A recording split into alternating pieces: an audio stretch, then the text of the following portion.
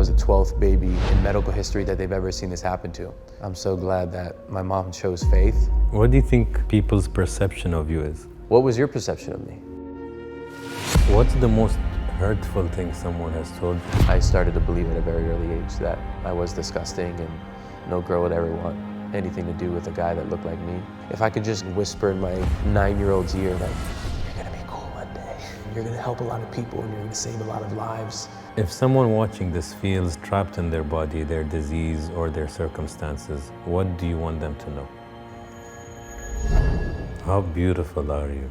I believe that pain is passed down the bloodline until someone's ready to feel it. Man, this is one of the few times I think I got a bit teary also.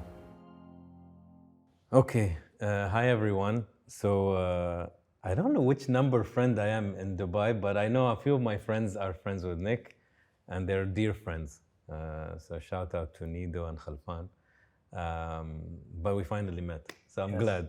Me too. And we had a good moment, I think, like a nice solid conversation for me. So I really enjoyed it. I hope you did. Yeah, we went deep. We shared some insights, cried a little bit. And I think if you listen to it with an open heart and an open mind and an open soul, you will gain something that you'll take with your life forever. I think it was a deep and meaningful one, and I'm honored. I hope you enjoyed it. It was great. We had a blast. Yeah, me too. So as I always say, I hope and I always cherish and appreciate your love, your support, your subscription, your comments, your emojis. So thank you for that. Keep them coming, and our duty and responsibility is to give you great stories and hopefully always great ones. If you know Nick, I hope you get to know Nick a bit more. So love him more, share the love. Everybody needs, you can never get enough of love. And if you don't know him, find him, support him, follow, share. You never know what one story can do to, you know, people who follow you and people who see the video that you share, no matter how many you have, 2, 4, 500, 5,000. So enjoy the conversation. See you soon. Yep.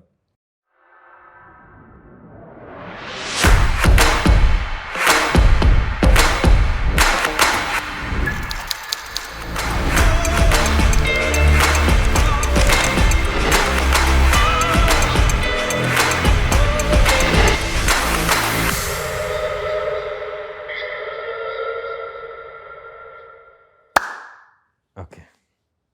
Nice to finally meet you. I'm glad to be here. I know it's been In the flesh. It's been a bit. You know, Nida spoke well of you, and Khalfan is also your friend now. So I was left out. Now it's our turn. Let's do it. To build a new relationship. So my first question is a basic one. How are you really doing? Hanging in there.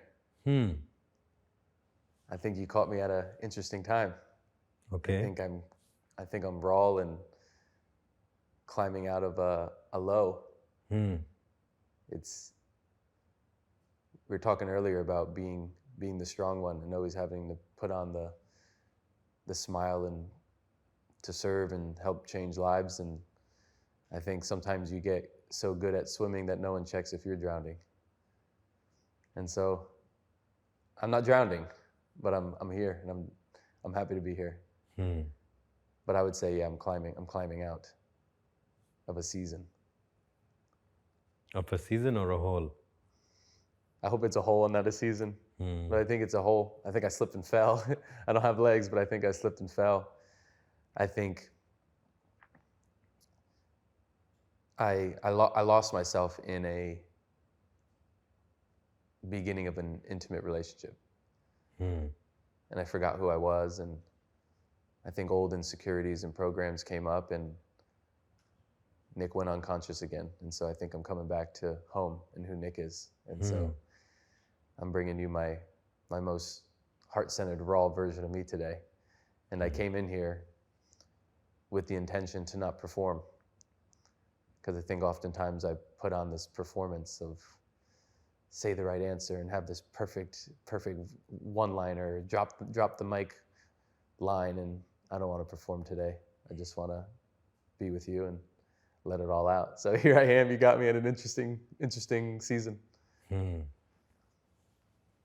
Well, thank you, first of all, because I think it's the only way you could benefit and we could learn is if you have the bravery to be yourself. If you come with an agenda, which is very normal for a lot of people, but they're not understanding the power of vulnerability, and they're not understanding that the winners in the end is them if they know how to, vomit out what's in your brain. And then maybe when you do, you kind of sort things out or you resolve it slowly. So I think I appreciate that, honestly. And I believe in timing. So I guess this is our timing, This is it. I'm here for a reason, you're here for a reason. Yes. Okay. I already had a follow-up question, but I guess we can get into it after you tell me what's your story. Yeah. I am the boy who wasn't supposed to survive. I feel like from the moment I was in the womb, I was nerfed or the underdog. And so in 1996, my parents went in for a late ultrasound and they were going to check what was going on with the baby, and they had very bad news. And they said to my parents, your baby boy's limbs aren't being developed. It looks like he's missing his legs. It looks like he's missing his arms. He might have a messed up face, which they've clearly lied about. And they classified me with what they call Hanhart syndrome, which is a super rare genetic disorder that either leaves the babies with undeveloped limbs or undeveloped organs. And so at the time of my birth in 1996, I was actually the 12th baby in medical history that they've ever seen this happen to. And out of the 12, 8 of those babies died due to undeveloped organs. And so they told my parents, your son has about a 30% chance to live. And everybody told my parents not to have me. The doctor said you shouldn't have him. If you do have him, you should give him away. You should put him in an institution. They had a long list of all the things that I'd never be able to do. I'd never be able to dress myself and feed myself, and he'd be a big baby for the rest of his life. And I'm so glad that my mom chose faith. I'm so glad my parents kind of drowned out that noise and said, we're going to go forth with this and see what happens. I was the last. They already had 3 children, and so I was the final one, and so they were going to push for that one. And they had me. And the moment they had me, the doctors rushed me into the other room and did tests on my organs. And then they came back to my parents and said, we don't know what happened, but he's 100% healthy. And the only thing that was affected were his limbs. And so I was born with no legs, a short arm and a long arm with 1 finger, in case you piss me off, And my dad told me as an adult, when he held me, he brought me into a room and he promised me that he would be my arms and legs until the day that he died. And I share that because now at 29 years old, I just retired my dad. And I told him, no, Dad, I will be your arms and your legs until the day that I die. And the boy who wasn't supposed to survive, the one who they counted out. And I don't know how I made my life what I made my life, but I think my story is what we call transmutation or alchemizing, taking something that is suffering or taking something that most of the world seems as not so good and juicing it, maximizing it, turning into something beautiful. And so I think I'm the unicorn who alchemized his life. So well put story. Are you tired of saying your story like that? No.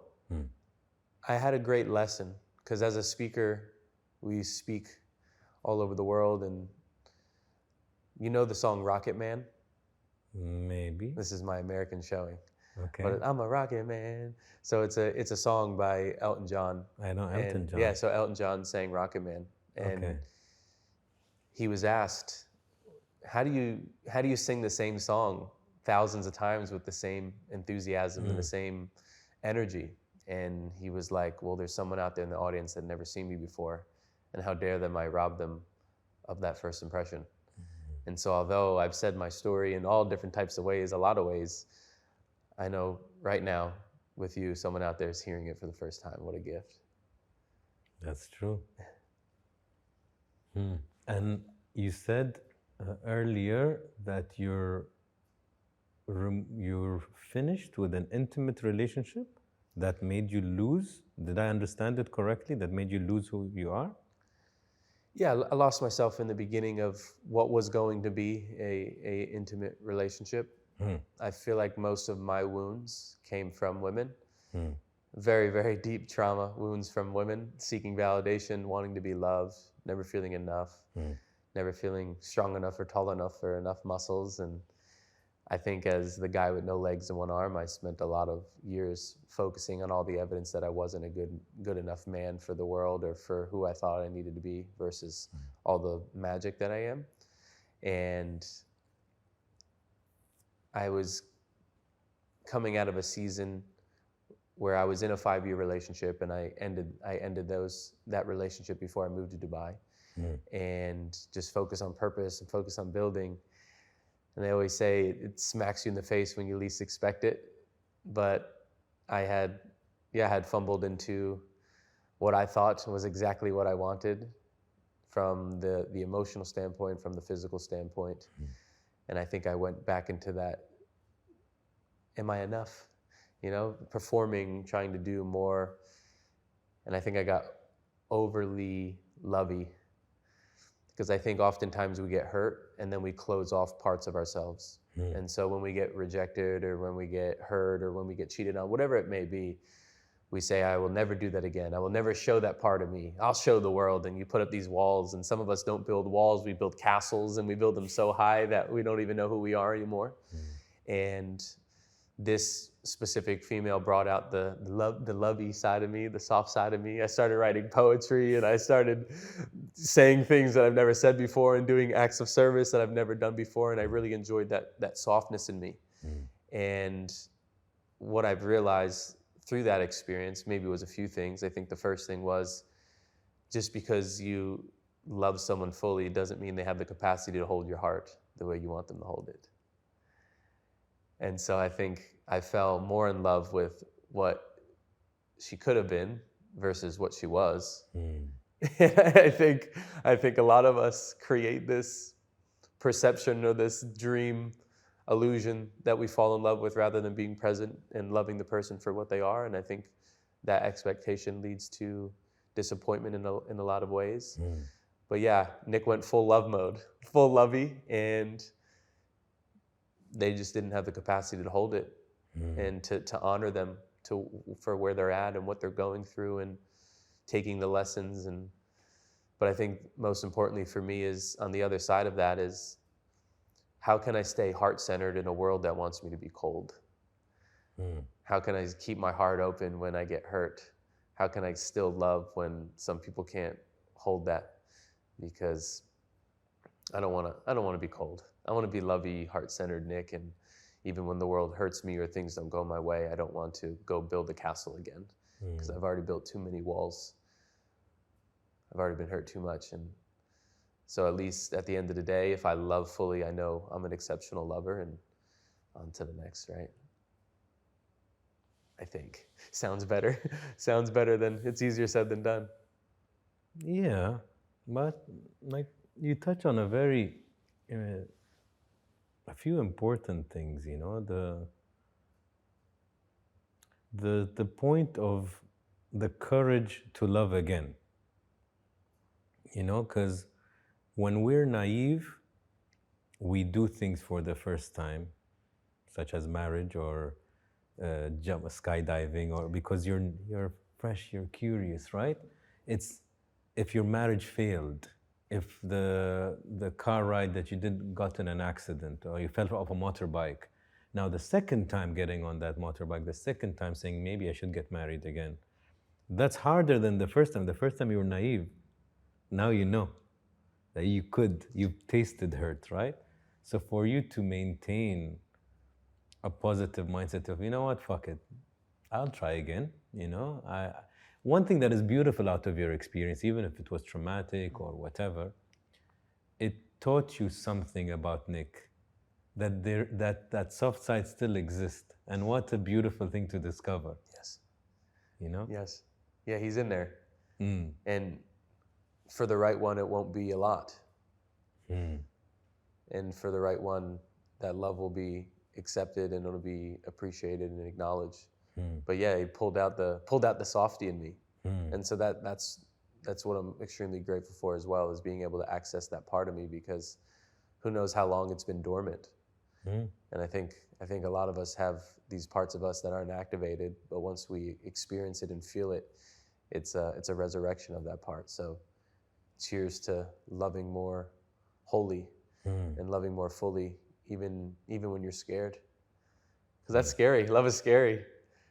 Vulnerability is scary. Yes. You know, vulnerability is throwing away your armor.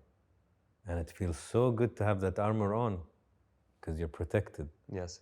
But you can't get the full pleasure without being vulnerable. And like, how can you truly be loved as Nick if your soul is not naked?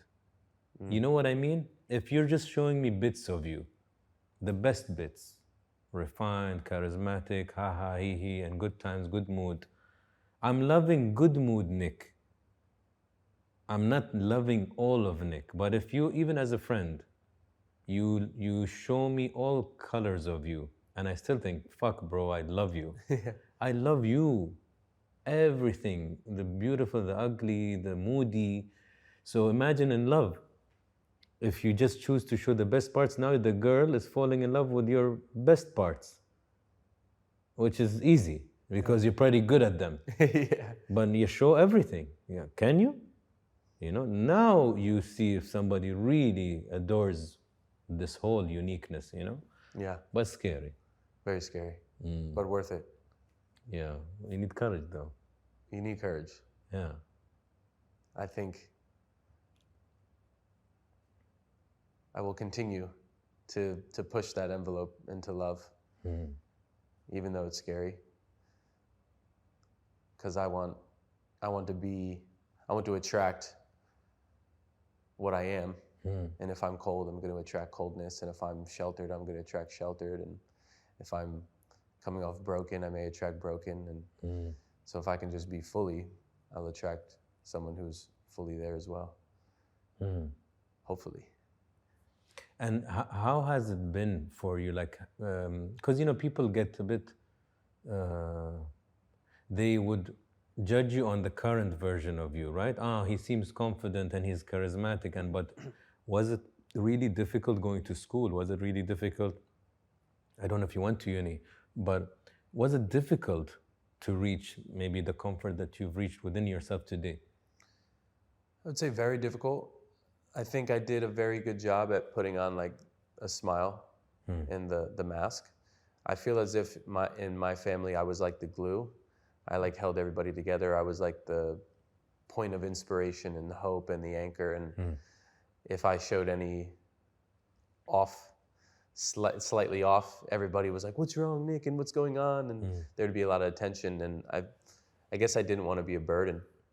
And so for me, I would put the smile on and I would say that things are all good, but deep down I was screaming and struggling. You know, as an adult, my sister had no idea that I had thoughts of taking my life or hating my body until she saw the podcast one day, because that's how little I would talk about it. And I think also in my family dynamic, deep, in-depth conversations weren't a thing. I think it was very surface level, and just because we only know what we know and we only know what we were exposed to.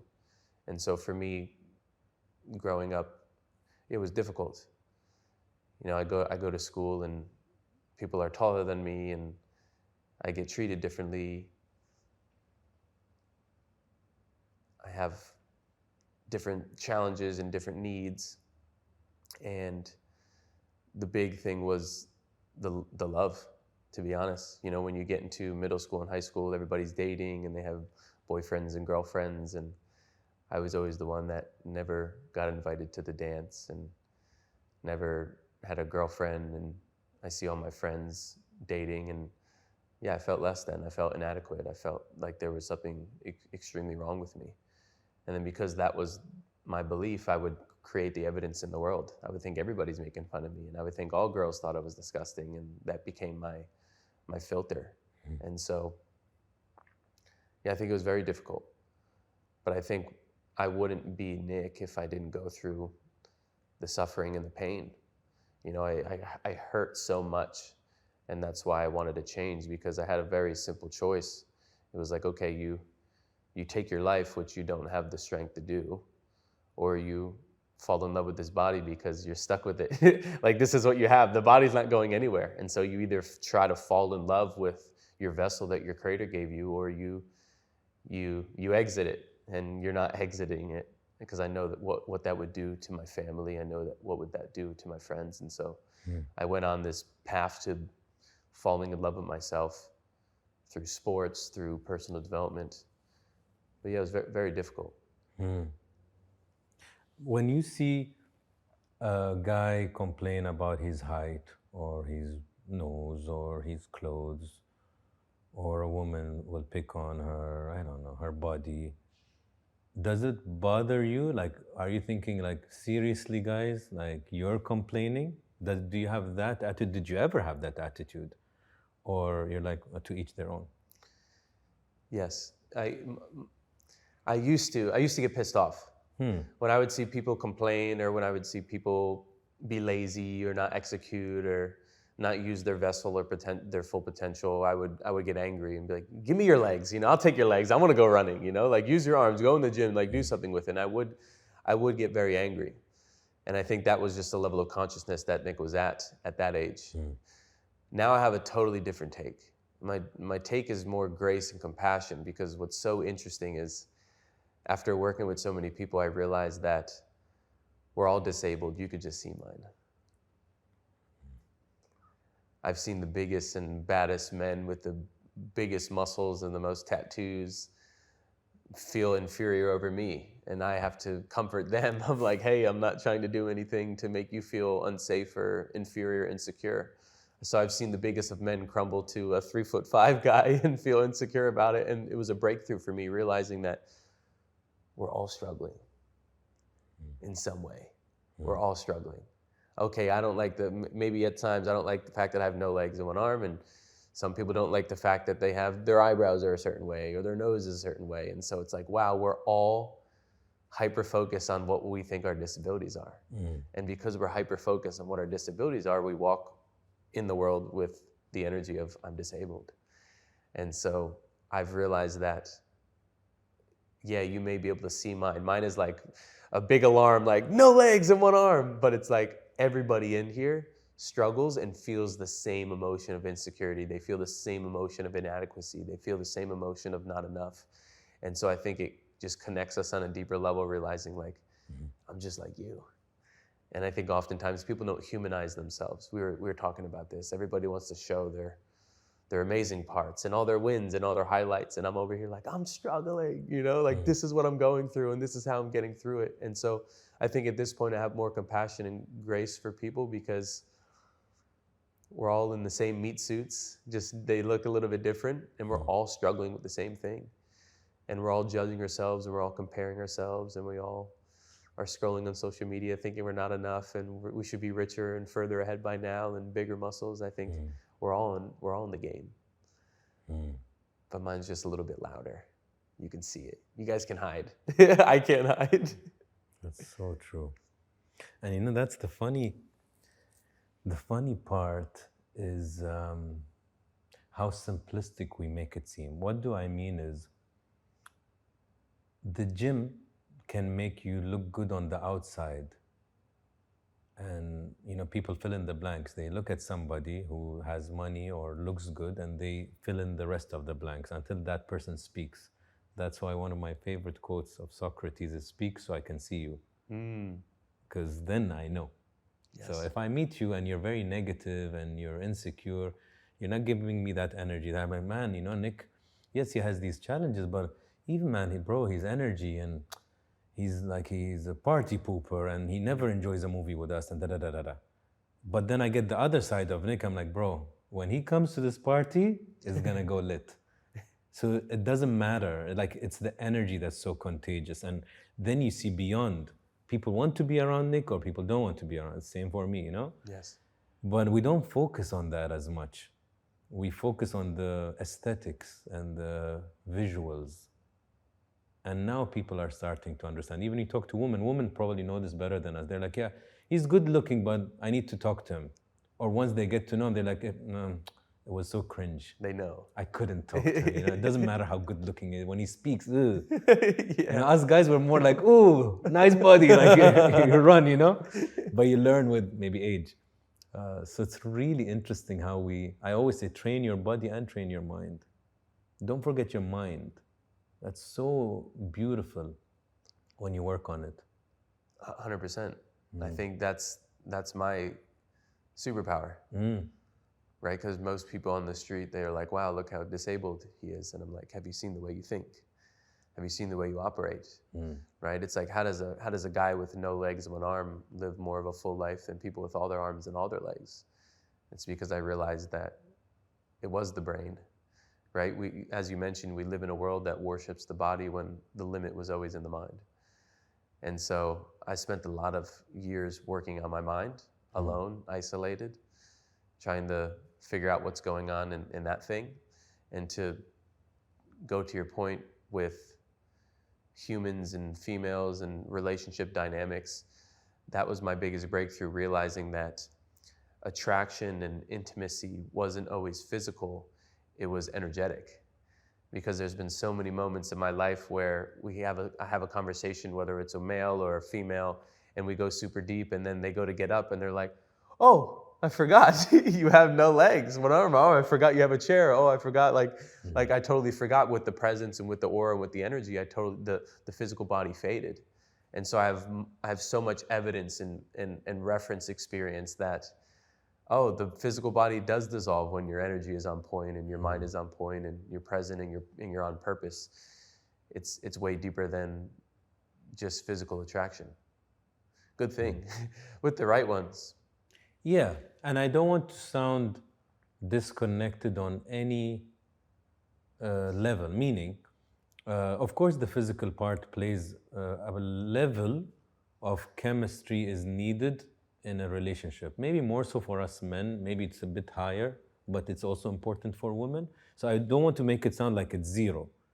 However, it's definitely not everything. And an easy experiment is you bring a gorgeous man or woman with very bad manners, they're ugly in a second. Yes.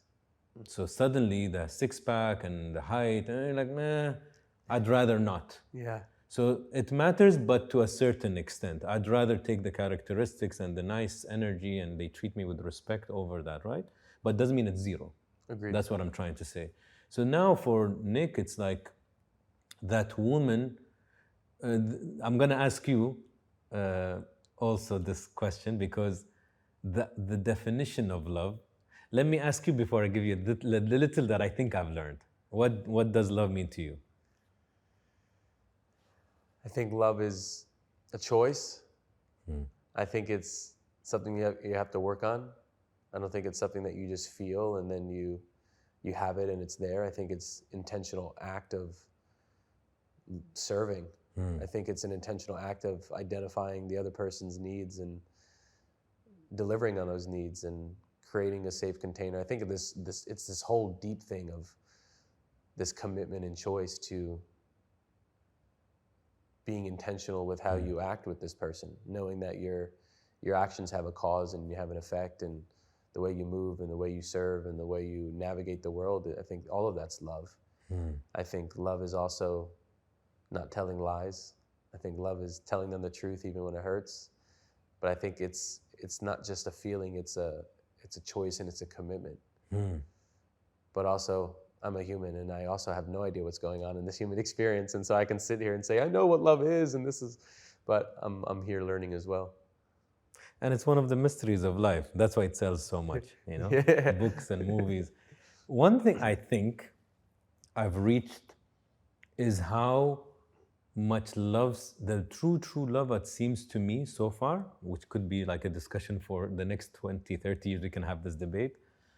It seems that when somebody has more selflessness versus selfishness, I feel that is where true love is indicated. So when your mother, they say unconditional love by the parent, that's because their selflessness for a healthy mother or father is much higher than their selfishness. They don't sleep, they take care of you, they don't have money, they work 3 jobs. The level of selflessness these parents have, that's why we're like, man, unconditional love. Yes. Even if the conditions are very minimum, right? But maybe that's the closest you'd get to unconditional love. So let's go back to human level, normal, between two lovers.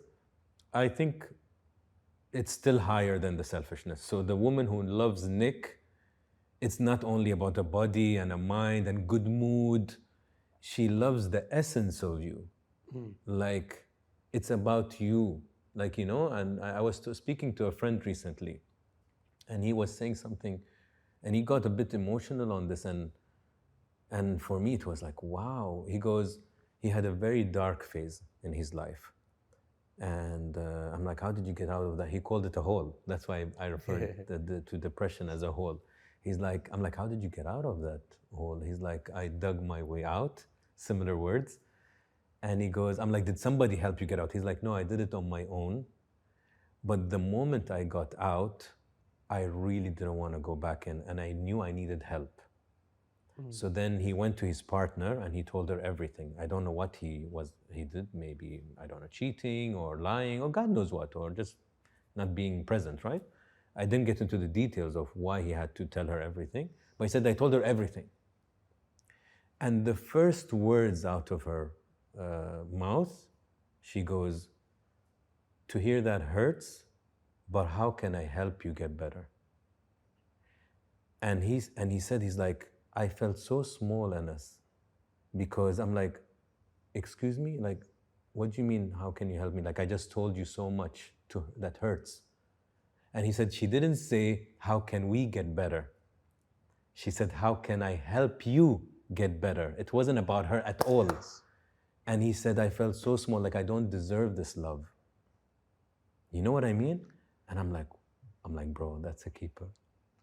You know, that's a great woman. It wasn't about her, even in the most hurtful moment. She's like, how can I help you? What a gift. I know. What a blessing. Yeah, and that's maybe the kind of love we're seeking, you know? Yes. I think it goes back to identifying their needs, seeing how can we be of service, right? And serving them and meeting their needs, your needs get met. I think it's the highest form of relationship is learning the person, learning what they like and what they don't like, how they receive love, how they don't receive love, how they like to be talked to, how they don't like to be talked to. And I think it's that level of commitment that builds something really beautiful when someone takes the time to learn you versus just guessing. Yeah. A lovely video I saw recently, and I learned something from a book, sorry. It said there's a huge, when people say they want to fall in love and they want to be in a love relationship, there's a big distinction to be made. Are you ready to love or be loved? There's a huge difference there. Because most people are telling you, I want to be loved. But are you ready to love? Yeah. Because you said it's a decision. Of course. Yeah. Do you just want to receive it, or you want to I'm do the work too? I'm not going to work. I'm ready. Love, pour it on me. Give me all the love. Yeah. But it's tough. Yeah. It's work. I see it as a project. I think even younger Nick, because I had an incredible 5-year relationship, but I wasn't able to receive all the love that she was giving me if I didn't love myself. So if I can't even love me, how are you supposed to love me? And so we're doing that person a disservice by not being able to receive all the love that they're able to give you because you're still blocked and not loving yourself. And so I think a lot of people, like you mentioned, like, yeah, I want to be loved, but can you fully receive that love? You know, when even guys or girls, you give them a compliment and, oh, this old thing, or, you know, they like brush it off. I'm like, are you ready to be present and receive that compliment? Hold on, I just complimented your blouse, or I just complimented your shirt, like receive that. And what's so funny too is that bleeds into business, it bleeds into life. I always tell my students, if you can't receive a compliment, you can't receive compensation. If you can't receive a compliment, you can't receive compensation. If I can't even tell you look good, or you can't receive that, you're definitely going to be a little bit awkward when someone wants to pay you. I mean, there's people right now listening that they probably had an opportunity to make money, but they deflected it because they didn't think they were enough. I've done it too. Don't worry. I'm not preaching from a place of perfect. And so, yeah, I think this whole love thing is a rabbit hole. And I think one of the most important things that I learned was the most important work that we need to be doing is in the privacy of our own hearts. You know, as someone who's like a teacher and someone who coaches people, I think we get into this pattern or this program of like trying to shift people and help people and change people, when in reality, I just need to help myself. Nick needs to be the best version of Nick, and if I can walk or hop through life the best version of Nick, maybe that energy will bleed into someone else and they'll want to be a better person. But instead of trying to change people, I just need to become the best Nick. What do you think people's perception of you is? It's a good question. Maybe it depends on the day they meet me. I think people probably have a million perceptions of me, depending on what they got that day or the energy that I brought or the video that they saw. I think there's probably a million perceptions out there because I'm multidimensional, and sometimes I'm more stern versus more playful. Sometimes there's more serious Nick versus playful Nick. I think a lot of the past years, I'm 29, so I think for a lot of my adult life, I kind of killed off that like funny, playful version of Nick. I used to be like a professional prankster. Like how I got famous originally was I used to dress up as a zombie and scare people in Walmart.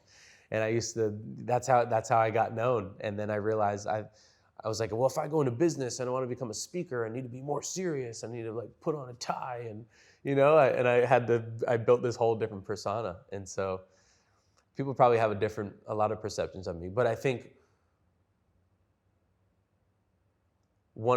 and this may be totally distorted, but I think one of the common perceptions that people have of me is they feel bad for me.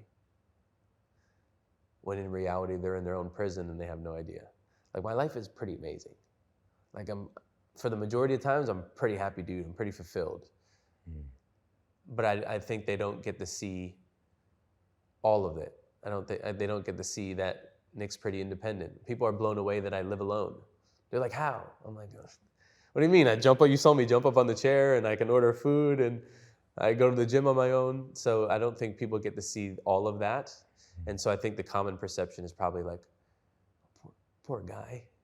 When in reality, I'm like, this is amazing. You know, I've finally gotten to the place where I fell in love with my vessel. You know, the no legs, one arm was, for a majority of my life, was this disgusting, terrible thing that my creator could do to me. And then I realized, like, you're a unicorn. You're the most handsome man that's 3'5" in the world, you know? Like, I changed the story, which changed my meaning and changed the way that I feel about myself. And so I feel like I finally got to the point where I'm okay with the vessel and I love the vessel. And if you wanted to give me your arms and legs, I'd be like, I just want them for a day, but give them back because this is Nick and this is who I truly am. But I think people have a lot of perceptions, but a lot of people, I think, feel bad for me, which they're casting their own limits in their brain on me, thinking that I'm limited, when in reality they're limited as well. What was your perception of me before you knew me? I saw clips of you. So from the clips, what was your perception of me? Great mind and great energy, you know? I'm like, okay, that's going to be a good conversation. But I also know enough not to overfill blanks. Yes. Like, it's just a perception. It's an impression, first impression, which is really nothing. It's like literally the first outside layer of an onion. And humans are levels of this onion, you know? So I never get overexcited. It's like they say, don't meet your heroes and stuff. And I understand why, because people build them up. I just don't build them up, because if I see a hero, and there are many recently with the scandals, that you think, if you build that perfect vision about them or image, of course you're disappointed, because they're human. Yes. They make their mistakes. They either cheat or lie or steal or God knows what they do. And they're like, I'm so disappointed. Really? But like, if he wasn't famous, would you have the same expectation? So I never bought into it so much, I think. Maybe I had more of a pragmatic or realistic view of people. You know, everybody takes a shit. I always think about that, like everybody. It doesn't matter who you are. Even the hot girl, you know? Everybody, literally. And once you do that, there's this trick they say when you do a presentation, imagine everybody's naked. I don't, but I know why they say it, because they want you to relax. It's all people. Yes. Nobody's like extra special or going to suddenly have wings and fly. And I understand that. I think I have a different way of just, normalizing people. Like my mom always says, one virus puts you to nothing. One virus in your body. You can't even see it, and you're nothing. You're on a bed. And it's true. Yeah. You and the power and your wealth and everything, one virus. Yeah. Down. Like you are nothing. You're reminded by the Creator that you're really chill. Put one virus, Chill. one sneeze, boop, in the hospital, 2 months. Fragile. Like, fuck. Yeah. Fragile. Health, man. When they say health is wealth, it's such a basic quote.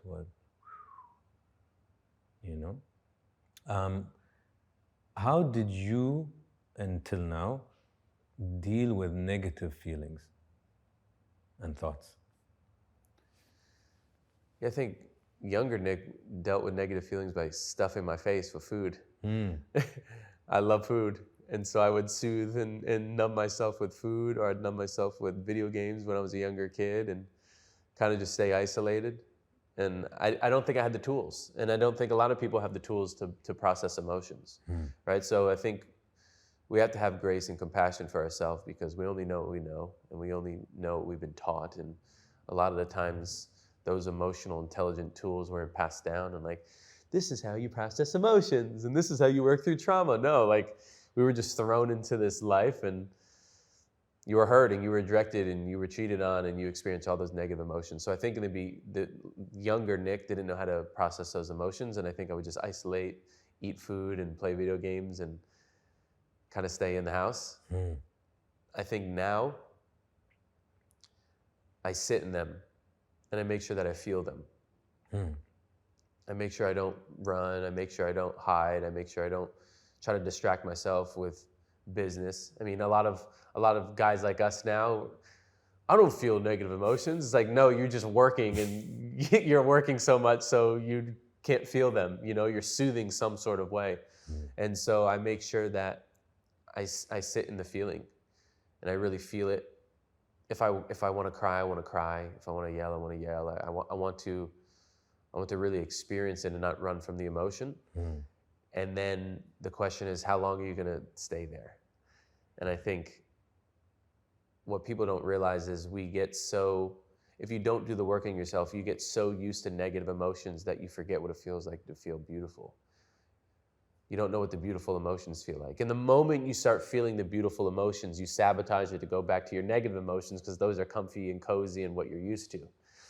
It's like when you're sick your whole life, you forget what it feels like to feel healthy. There's no contrast. And so nowadays, I sit in the emotion, and I give myself a time period of like, okay, you can be angry for this amount of time, and then we need to shift focus, and we need to get out of it. And a lot of the times it's easier said than done. For example, this past season that I was in, I think it was the first time in a long time where I stayed in bed for like 2 days. I was like, who am I? And I'm having the conversation with myself like, all right, Nick, like, this is getting a little bit ridiculous. It's been 2 days in bed. Like, you got to go create content. You got to go be Nick, and you got to go do the thing. You got to go take care of yourself. And so I gave myself a time limit of, hey, you can be in your poopy diaper for this amount of time, but then you have to get out of it. So for me, how do I process negative emotions? First, I feel them. And I also identify, how did I get here? Because I created it. We're the creator of our life, whether you like it or not. And so anytime that you're feeling insecure, anytime that you're feeling inadequate, anytime that you're feeling not good enough, you've created it. You've created it by what you focused on. You created it by what mental image you created in your head, whether it's real or not. You're going to feel the emotion in the specific moment. You created it by the evidence that you've been stacking against yourself, and you've cultivated that emotion internally. And if you created the negative emotion internally, you can create the beautiful one internally as well. But sometimes we don't want to shift out of the bad place, because when we're in a negative place, we get likes and we get comments and we get claps. If I can clap, we get claps and we get love. And sometimes you get more likes on your post when you're in a negative place, and you get gold stars. And a lot of the times people like to play victim because it meets the needs. But I don't think it's sustainable. And eventually that those needs won't be met, or you'll realize that you're meeting the needs in a negative way. And so I think give yourself a time limit, and then you have to shift focus. You got to go move your body. You got to go consume great things. It was really difficult. I think people don't realize every single day that you wake up, your computer program turns on, and now you're fighting all these, like you said, viruses and these external threats in the world, and you always have to be on, or the world's gonna get a hold of you. And when I think about my mission or my purpose, or like why do you speak and why do you teach and why do you create content, I think I want to bring people back to the version of themselves before the world got a hold of them. Because the world got a hold of all of us, whether you believe it or not, on a conscious level or on an unconscious level. You've been manipulated and you've been programmed and you've been knocked down and put into a box by the world. And you forgot who you were.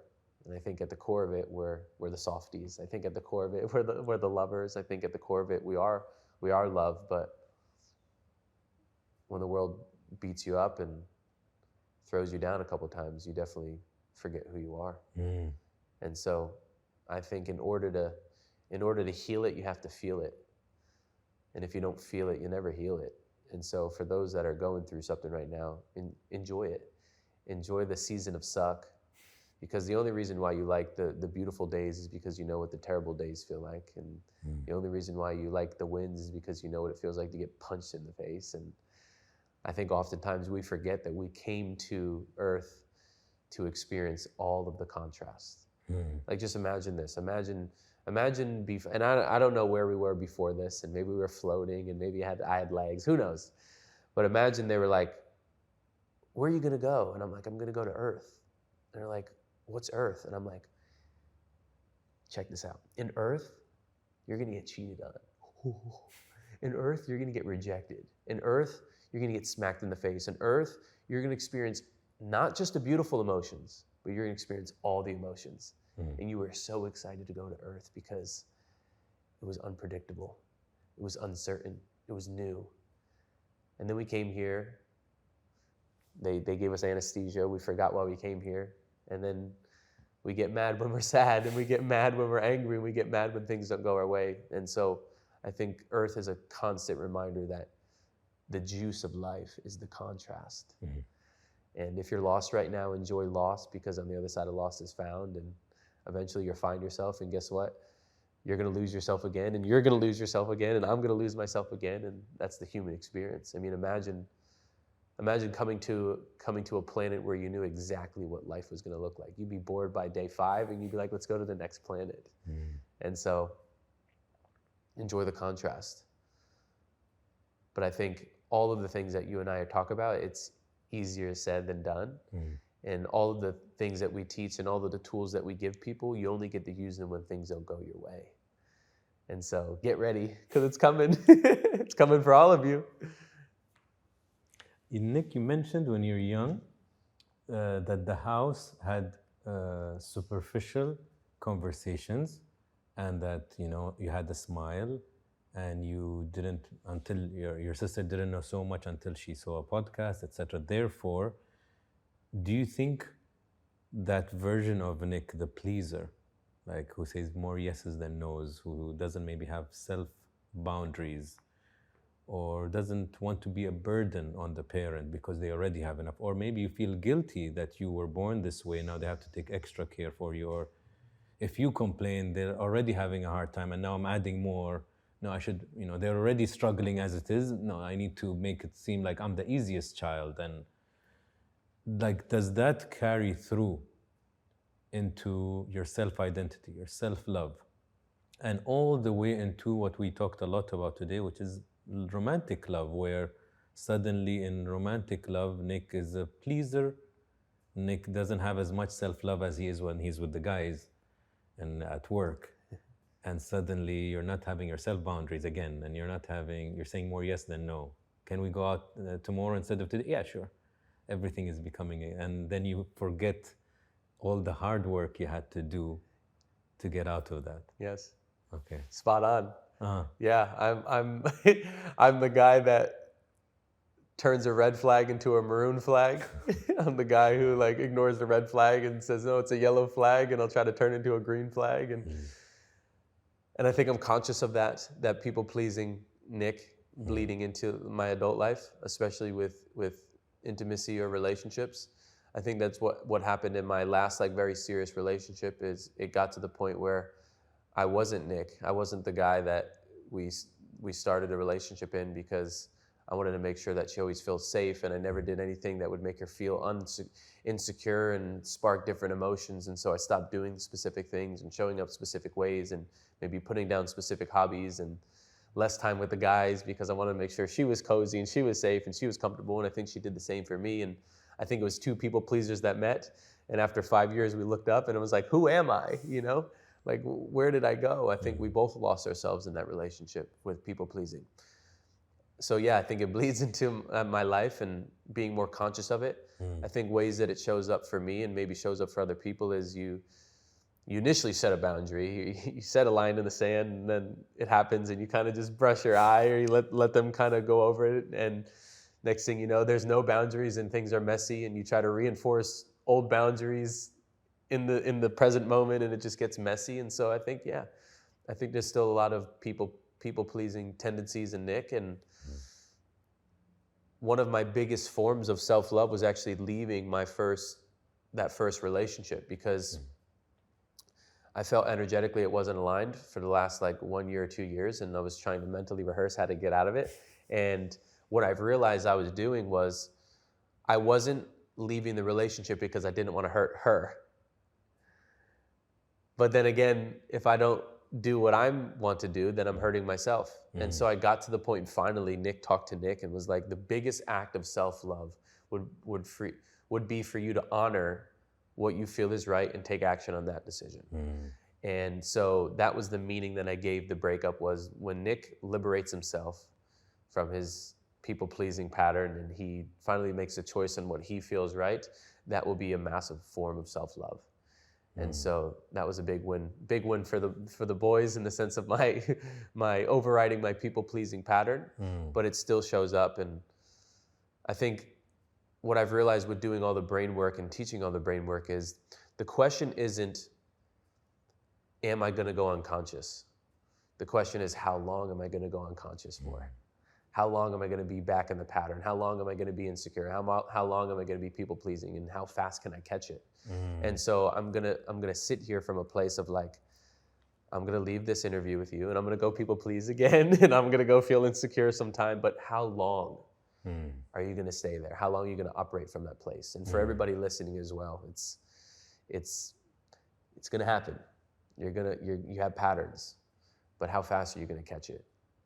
And if the more you bring that time down, the better, I guess. Yes. Yeah, and I read this the Wounds book, right? It's a French book translated, and I always talk about it. And it's Heal Your Wounds and Discover Your True Self.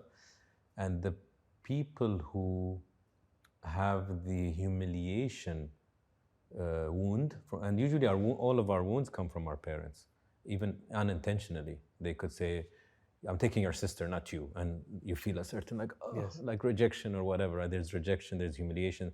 And if you feel humiliation, those people develop the ego mask of masochist. So a person who brings harm onto themselves, hence could be pleasing. So I sabotage my well-being, my rest, my peace, because I need to please, because that's my wound.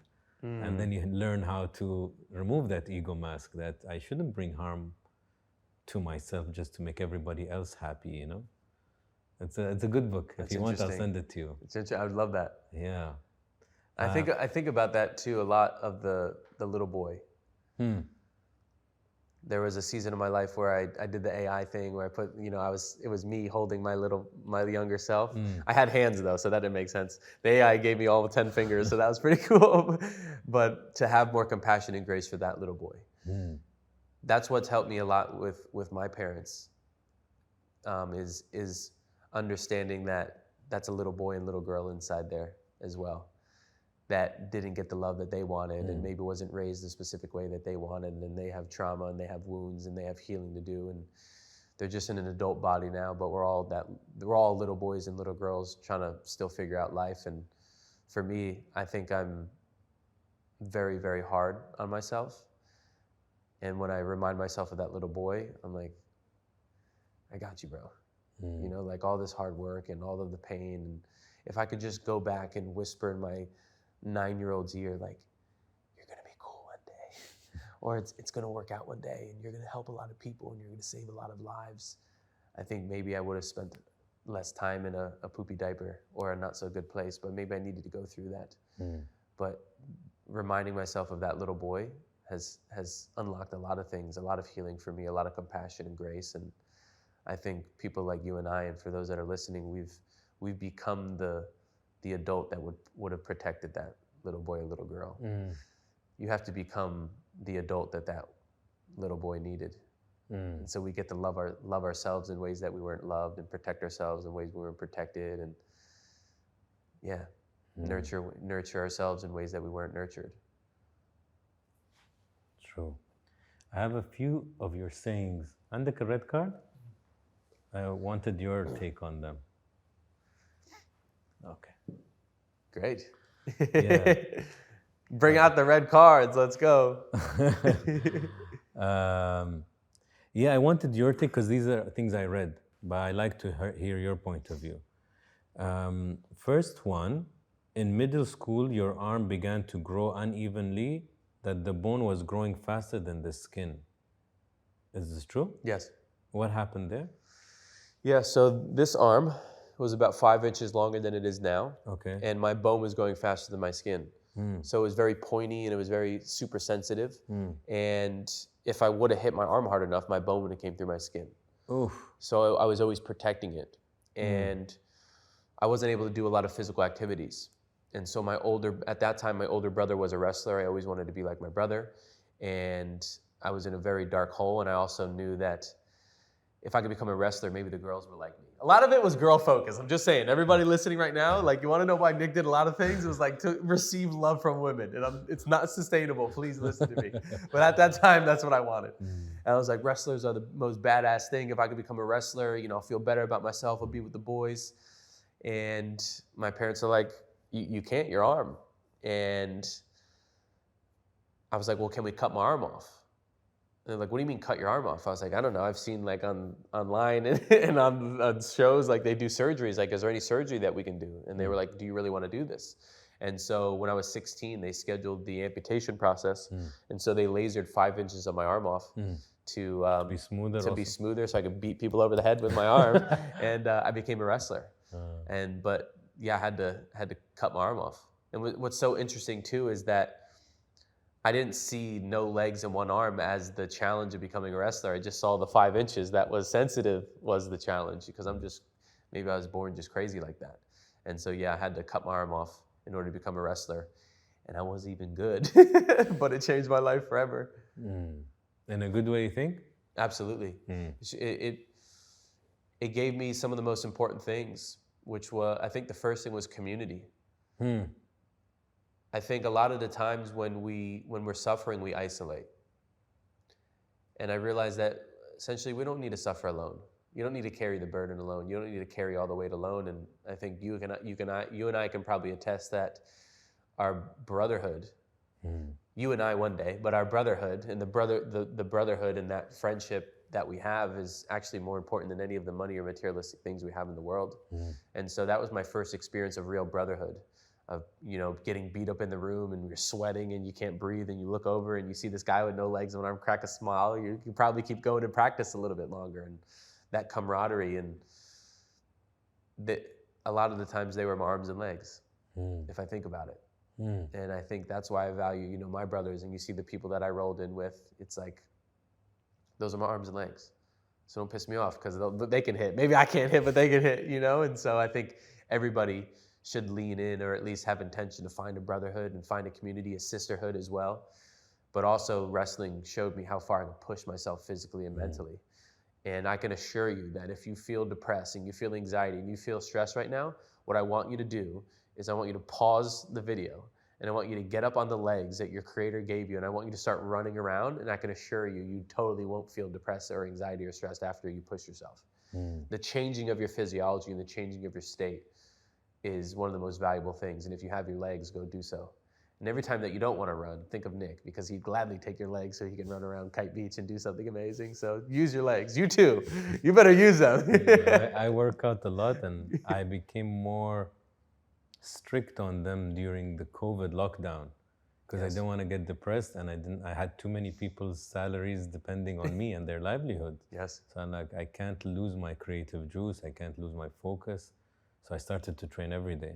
And you're right, it makes a huge difference till today. Even my manager will see me, he's like, I think today you need to work out. Like, have you worked out today? Yeah.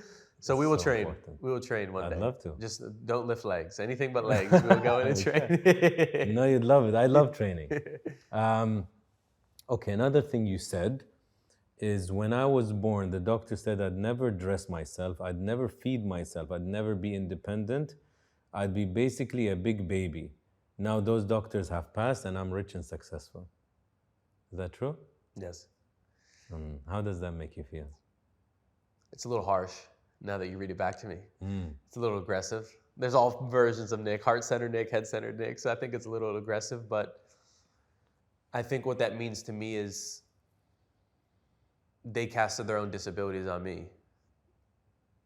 Even before I had a shot, they already casted their thinking on me.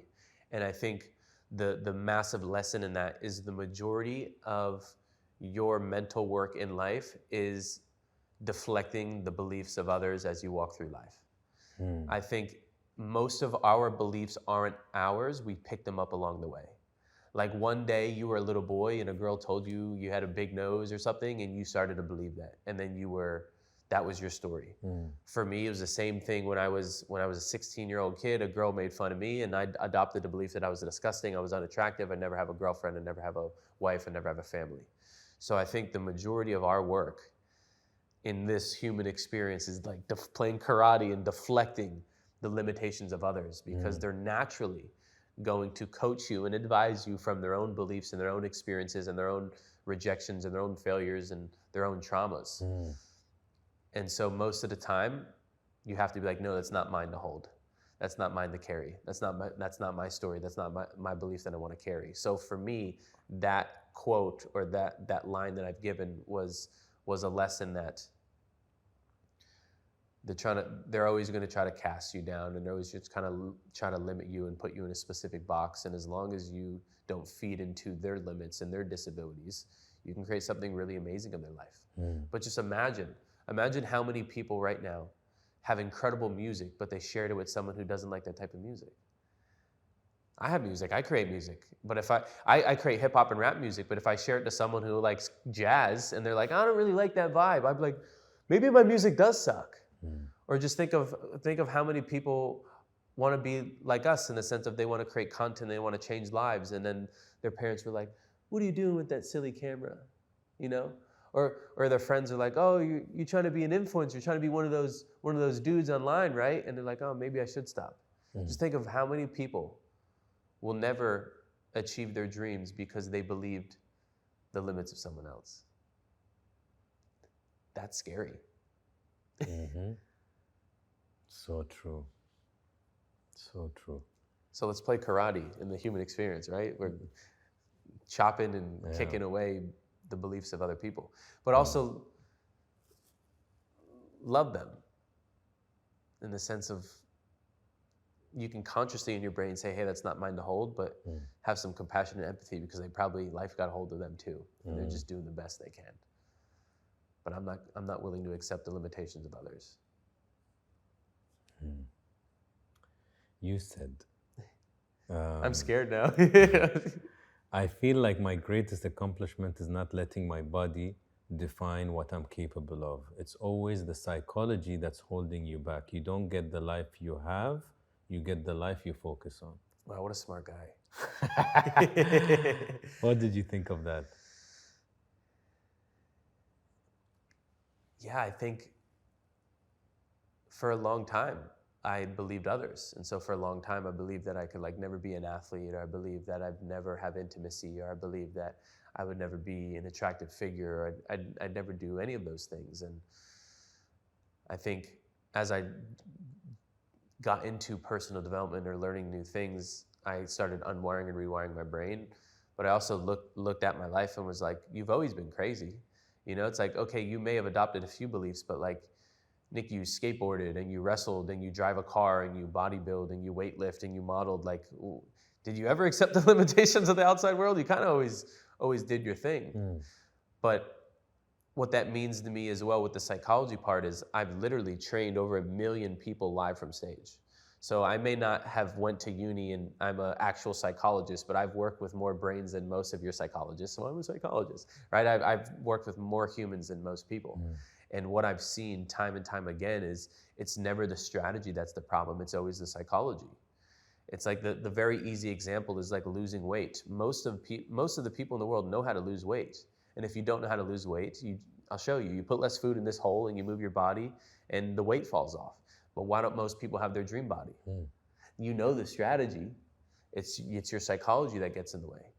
Most people know that they should post more content, but they don't. It's not their phone that's the problem. It's not their script or their teleprompter or the lighting that's the problem. It's like literally the tape in their head that says, no one's gonna listen to the video. Your content sucks. It's not shareable. What if it doesn't go viral? What if no one sees it? What if my family laughs at me? It's always the psychology that gets in the way.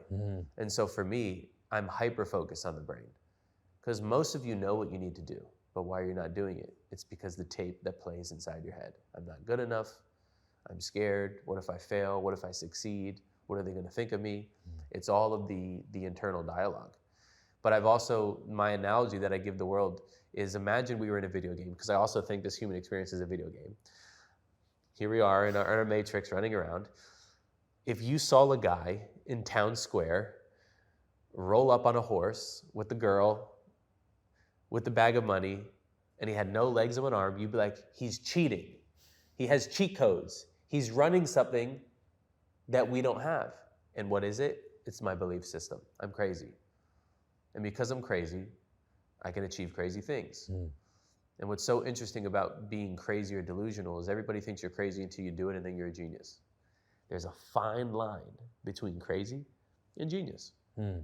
And so I've realized in the human experience that always the hack or the superpower was the brain. And I've said it earlier. It's like, how does the guy with no legs and one arm create wealth and be in better shape than me? And I have all my arms and all my legs. I don't have more than you. I just have a different psychology. So it's never the strategy, it's always the psychology. That's your next book. I like it. Note it. Team, note it. Yeah. The only bad decision is not making a decision.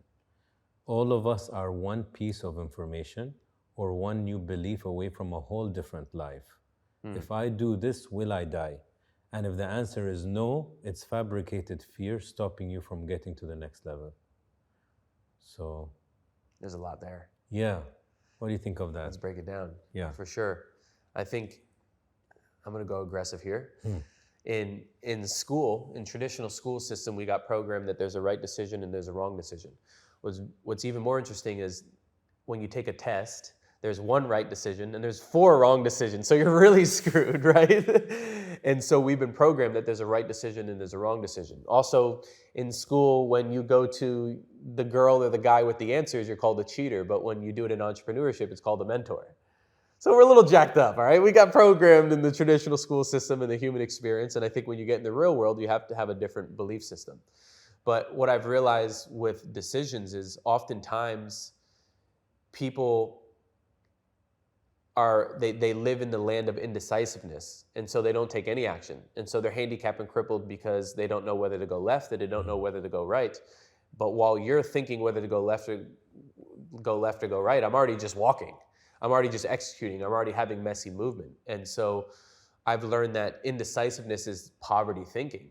And people that can't make decisions, you can't lead, you can't serve, you can't contribute to the best of your ability. Imagine right now, while you had your cards, you were trying to decide which statement you wanted to read first. It would totally mess up the vibe, right, of the whole entire interview. Or imagine all of the things that you've done in your career, you were hesitating on, should I do it, should I not do it? And so there is no right or wrong decision, because every single decision that you're going to make in your life, you're going to gain something, you're going to lose something. Should I stay in the relationship? Okay, I'm going to gain some stuff and I'm going to lose some things. Should I leave the relationship? I'm going to gain something and I'm going to lose something. But every either or decision, you're going to lose something. So you might as well just make the decision and exercise the muscle of being decisive. It's like the people that go to the restaurant and they take forever to figure out what they're going to eat. I swear I was thinking of Were you? You can identify the pattern of like, oh, they're indecisive. And what's interesting is if they're indecisive in the restaurant, they're indecisive in business. So you can pick up all the different patterns and all the different psychology stuff. But what I'm saying is just decide and move. Don't take a year, a month, a week to make the decision, and give yourself permission to make a mess. I think oftentimes we have this illusion that we need this perfect winning streak in life. People probably think you just won your whole life. It was all wins. He was on a perfect win streak. It's like, no, he's messy. Homeboy's messy. So do it messy, do it imperfect, but just make the decision. So that's the whole decision part. The other thing about fear is most of it's fabricated, in the sense that there's a time where fear is a friend and there's time where fear is a foe. So for example, not in Dubai because we're the safest place in the world, right? But let's say we go to Europe. We go to Europe, we go to America. I'll hate on America too. I won't just hate on Europe. But say we go somewhere else that's not Dubai, and you're a woman and you're walking to your car in a parking garage and you feel fear and your head's on a swivel, making sure no one comes up and tries to do something to you. Fear is a friend in that moment. It's an indicator that you should have your head on a swivel and protect yourself. But then that woman gets home and she's in her comfy house and there's no more fear, and she wants to call that guy that she's really attracted to. But then the brain goes, no, he's going to reject you. He's probably talking to another girl. He's on a date. And the fear stops her from reaching out to that guy she's like. The fear is not a friend in that moment. It's stopping her from exercising something that she should really do. It's the same thing for us as men. How many times as men, no matter what people think of us and no matter how tall or short we are, muscles, tattoos, whatever it is, and you see a very attractive woman and you're like, I want to introduce myself to that woman. But then your brain goes, you're an idiot. You're not good enough. Your hair is terrible. You haven't showered, whatever it is, and you don't go up. You miss out on an opportunity of a magical experience. And so how many times in your life have you experienced fear, did the thing, and then on the other side, your brain was like, well, that wasn't so bad after all. It was fabricated. And so I have a game of myself, and I invite you and everybody listening to play the game is every time you're afraid, you have to do it now. Watch out, it gets dangerous. Can I give you an example? So I travel a lot and you travel a lot. So we see these cool places on Instagram and you're like, oh, I'd love to go there. Well, I was in Colombia for my birthday and now my algorithm's showing me Colombia things, and I see this diving board over a cliff on the ocean. And I'm like, oh man, like that's really scary. And Nick can swim, but he's not an Olympic. I know Michael Phelps, right? I got one arm, right? So I'm like, wow, that's really scary. And so we're on this island and we're driving in a golf cart, and I look to my left and what do I see? I see the place that's like, oh, we're the famous diving board that over the cliff. And I'm like, pull over. My homeboy that you met, he's like, what? I'm like, the diving board's there. I saw it. It's this fear thing, bro. I have to do it. He's like, okay. So we go over there. And I'm like, but you go first, like you're my boy. Like you go first, test it out. And so we put our life jackets on and he goes and he jumps off. And I'm like, he's down there. He's like, it's pretty high, Nick. And I'm like, okay. So I put my life jacket on and I go to the edge of the diving board. And I told the security guard, I'm like, I'm just checking it out. I just want to take a look. And I go and I'm like, no, not today. I'm not jumping off that diving board. And I turn around and there's 15 Colombians going, vamos, vamos, yeah, champion, go. You know who I am? I'm a performer. I'm an entertainer. I'm the guy on stage. When there's an audience, I got to perform. And now I'm like, oh man, I'm screwed. And so what did I do? I looked at the 15 Colombians. I'm like, all right, count down, 3, 2, 1, and I jumped. And it was high. but I did it. And I thought I was giving myself a gift by overcoming my fear. But when I got back to my hotel room, I realized what incredible gift that I gave those people. That on a random Tuesday in Colombia, they were just trying to swim and they saw a man with no legs but arm come against himself and do it anyway. Imagine what kind of inspiration and motivation and courage that they're going to take into their life. What would that do for the world? And so you will never know the motion or the inspiration that you will inspire by coming against yourself and doing it anyway. Most of your fears are fabricated, they're not real. And if your arm's not going to fall off, if your eye's not going to pop out of your head, it's lying to you to keep you safe and to keep you in your comfort zone. And so if you want to liberate yourself, if you really want to unwire and rewire your brain and introduce you to your highest version of you, figure out what scares you and do that thing.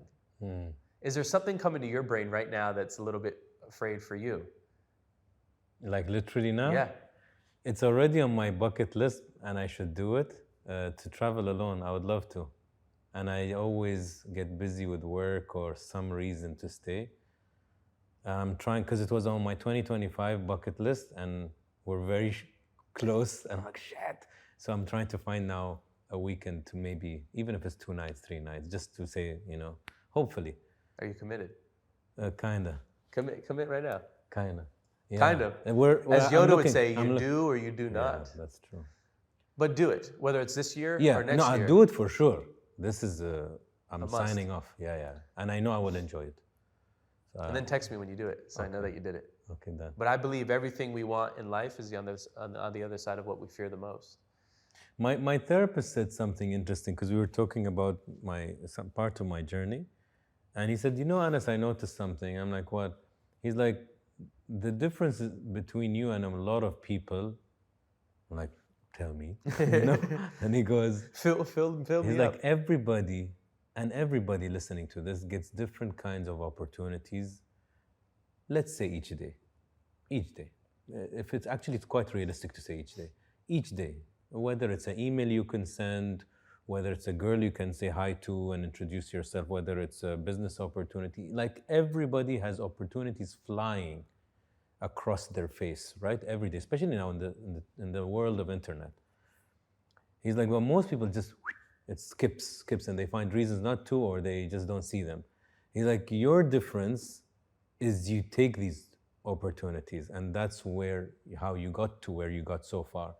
And then he made, because I don't think of it, and I paused, and I'm like, fuck, yeah, I'm telling him, even in uni, I was this scrawny, mustache 17-year-old, and I would go for the hottest girl that I had zero chance.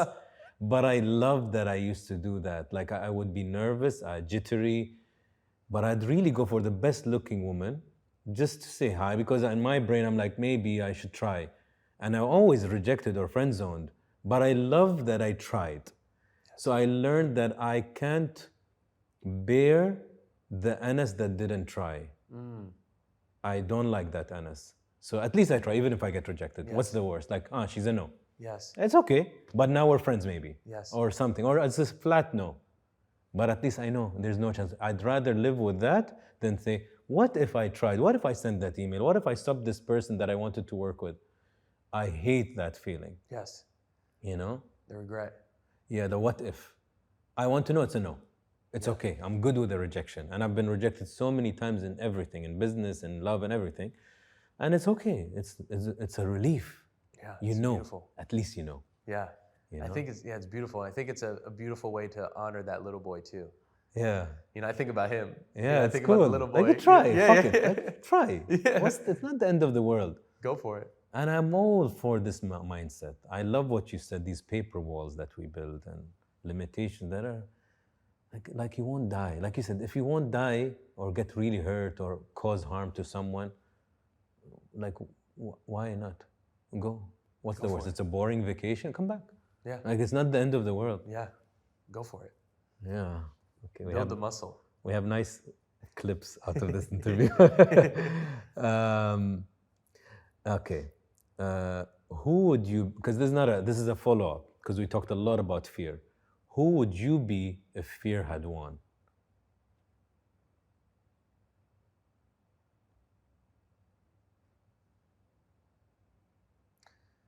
It's a good question. Who would I be if fear had won?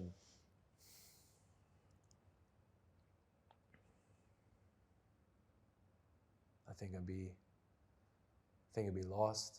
I think I'd be overweight. I think I'd maybe be hooked on drugs or substances. I think I would have just soothed my life and stayed isolated. I think I would have been lost and no purpose. I don't think I would be any value to the world. Because there's a lot of limits or a lot of things put on me and a lot of fears. And so I think I don't know who I'd be. It's so foreign, but I don't think it'd be good. And I don't think it'd be valuable. I don't think it'd be valuable to me. I don't think it'd be valuable to the world. I don't know what I'd be doing. Probably nothing. I'd be comfy in the corner, isolated, not doing much. And yeah, I wouldn't bring any value to the world, be of service. And I think that gets me a little bit emotional because I built my whole life off of being an offering to the world. Like one of my core beliefs is building Nick into the greatest version of Nick so I can give it to you. Because I believe if I can give enough of Nick to the world, I will be blessed with anything that I want. But imagine if Nick never gave himself to the world. I don't think I'd have many blessings in my life. I don't think I'd have much fulfillment or purpose. I think I have one of the coolest jobs in the world because to witness healing is also to receive healing. And so when I can see people lighten up and when I can see people have their aha moments and their light bulb moments and breakthroughs, it also heals a part of me that's wounded as well. And so it wouldn't look good if I let fear get a hold of me. And I'm glad we don't know that version of Nick. I'm glad I'm bringing the best version here. And why would it make you emotional? Because I would have missed out on all the people that I could have helped. All the lives, imagine all the lives that would have never been changed and all the people that maybe wanted to take their life that didn't take their life because they saw this crazy guy with no legs and an arm run up on their phone screen or something. You know, I think I forget as well the depth of the impact that I have. You know, I think the world would have missed out on an incredible piece of evidence that faith and belief outperforms flesh. It outperforms the body. I just think we saved a lot of people. And if I stayed sheltered and I stayed small, maybe there wouldn't be as much people that were saved and doing amazing things in their life. I think also one of my greatest moments was when I was 20 or 21 years old. I was in a lower place and I remember pulling out my phone and everybody was tagging me on an Instagram video. And I click on this Instagram video and I see this little boy with no legs and no arms and he's scooting across the floor, essentially taking his first steps. And he looks up at the camera and he goes, "I'm walking like Nick does." And I said, maybe it's not just about me. Maybe it's about these other people that need me. Not just the people with all their arms and all their legs, but for the people that look like me, that they need a big brother. They need some evidence that they shouldn't quit, that there's success out there, that there's love out there, that there's intimacy out there. Maybe it's for those guys too. So I just think about the impact that we made and the lives that we changed, and there is a version of Nick that has none of that, and the world wouldn't be able to receive those blessings.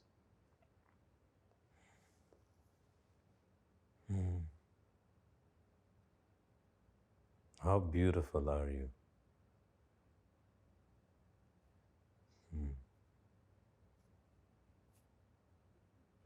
Yeah. I forget. Sometimes I forget.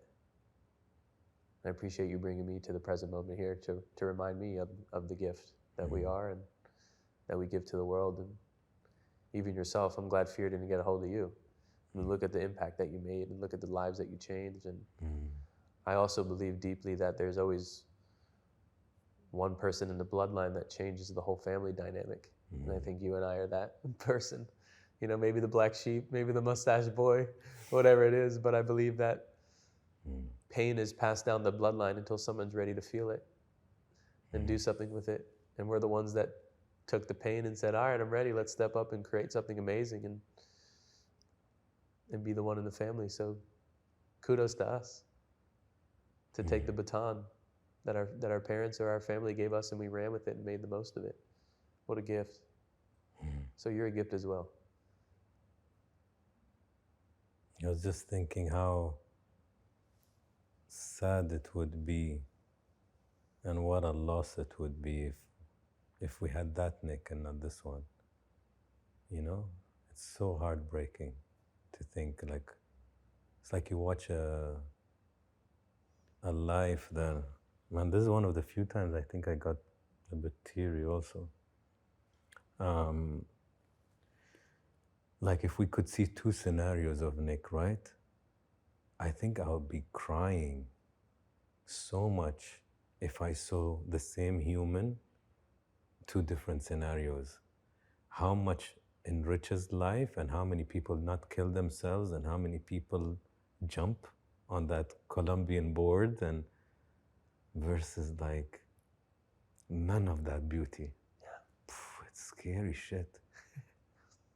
Like it's scary what one human can do. One, huh?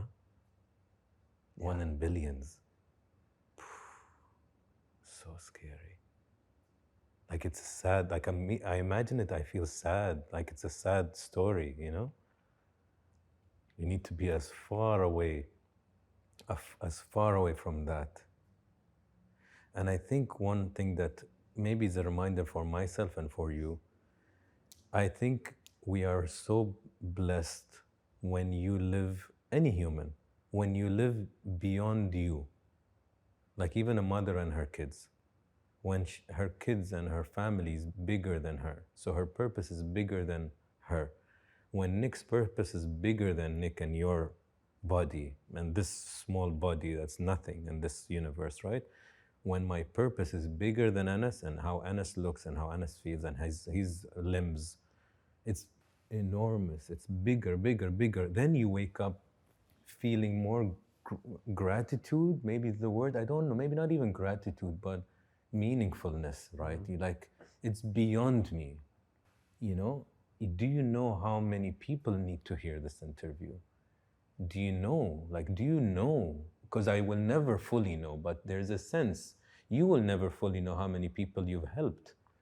Only God, if one day we sit and like, can you scan an X-ray how many people we helped? Yeah. I think we would crumble at the idea of what a guest helped or what a story helped or what somebody felt less lonely. Just that, to feel less lonely is one of the reasons I did this show. When you feel like only I'm going through this. And then somebody sees Nick's story and you're like, oh shit. Like I'm not, no, like there's somebody who gets it, you know? And that suddenly relieves pain, soothes your agony by at least 80%. Like suddenly that somebody could connect to you. Yes. I think if you want to get out of suffering, shift to service. It makes us feel good. It gives us, like you said, it gives us meaning. And there's that whole quote of like, what's the meaning of life? And no one knows what the meaning of life is. I think the meaning of life is defined meaning and the create meaning, or else you just create suffering. So I'm glad that we found meaning. We get to gift that meaning to other people as well. Yeah. How blessed. Okay, mister. He said, no one was coming to save me. I had to be the hero of my own story. What did you mean? Yeah, no one's coming to lift the weights for me. No one's coming to work on my mental health for me. No one's coming to work on my body for me. At least not yet. No billionaire is going to throw billions of dollars at me and millions of dollars at me. It's full ownership and full accountability. I think the aggressive, direct approach of that, though, is full ownership in the sense that if you don't like the way your body looks, you did that. If you don't like the way the bank account looks, you've created that. If you don't like the way your relationships look like at home or intimate, you did that. And I think there is a level of liberation and ownership because you created it and you can also shift it. And so look around at your life and realize, okay, like all the decisions that I made got me to this point, but also that's empowering because all the decisions that I make moving forward can change my life. And so no one, even with no legs, one arm, no one was coming to drag Nick over the finish line, whatever that finish line was. No one was actually coming to create a compelling vision for my life. No one was gonna program me to fall in love with my body. And I think oftentimes we look for someone else to be a life raft. Help me, save me, do the work for me. And it's not gonna happen. You come into this world, it's you, and you leave this world, it's you. You are your most important asset. You are your most important investment. But to think that other people are gonna come and do the work for you is going to limit you. It's gonna stop you from achieving the things that you wanna do. No one's gonna come create this show for you. You had to create the show, right? And so I think the root of that quote is own it. Own all of it. Own the good, own the bad. And if you have all of that ownership and you take accountability, you can do incredible things with your life. But own it all. The good, the bad, the ugly.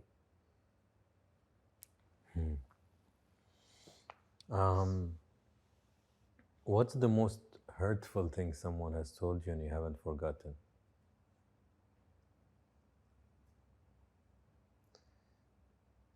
There's a lot. I'm on the internet. There's a lot of... The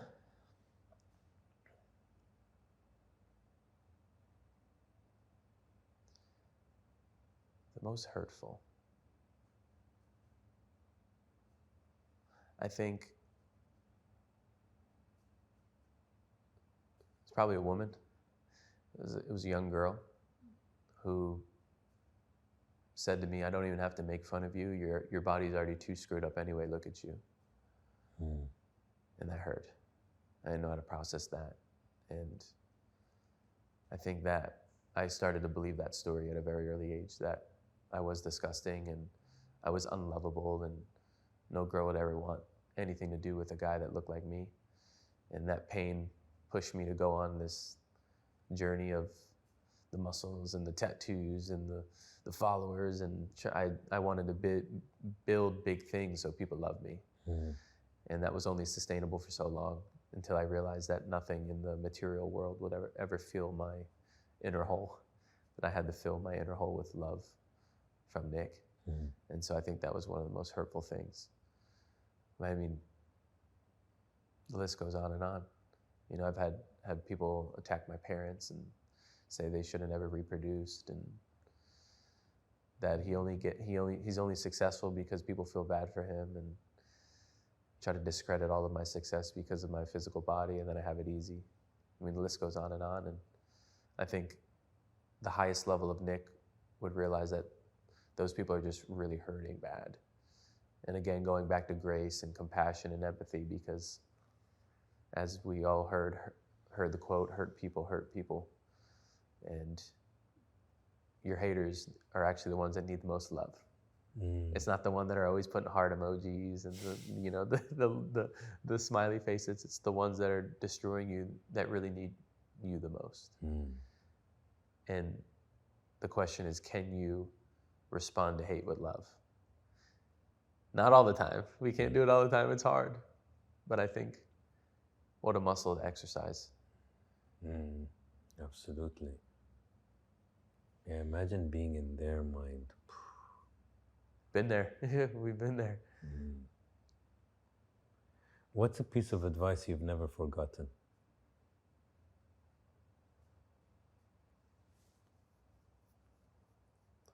What's a piece of advice I've never forgotten?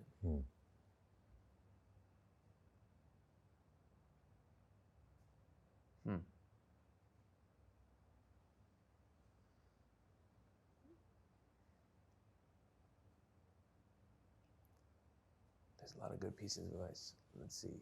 Piece of advice I've never forgotten.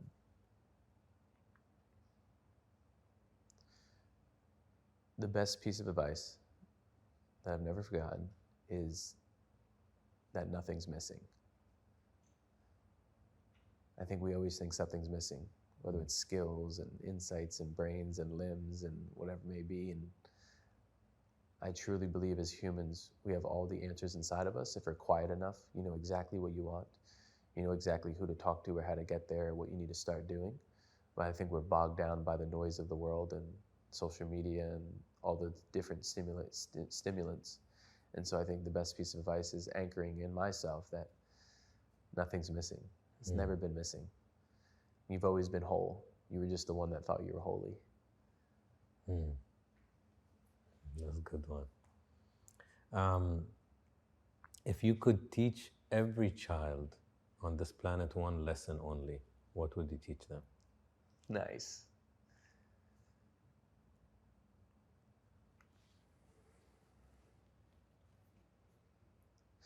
Yeah, very easy. If I could teach the kids one lesson, it would be, you don't get the life you have, you get the life you focus on. That there are people with millions of dollars who are still pissed off and angry, and there's people with no money who are happier than people with millions of dollars. It's not what you have, it's what you focus on. And so as a little boy and little girl, if you can start being a superhuman and programming your super little kid brain to focus on what's right, to focus on what you have, to focus on all the blessings in your life, you will have an incredible life. All the negativity and what's wrong is always available for you to focus on. And you may go there, but don't stay there. But if you always remind yourself of what you have, what your strengths are, what you love about yourself, what's so great about you, what lights you up, what are the gifts in your life, regardless of how big the bank account is, you will be way happier and fulfilled than the majority of the world.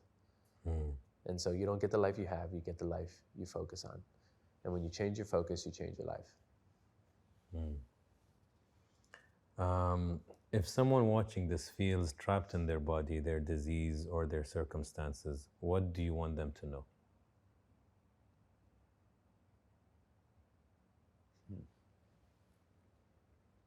Good question.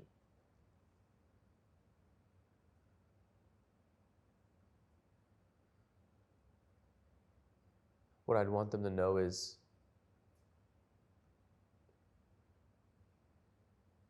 you don't need to wait till it hurts so bad to change.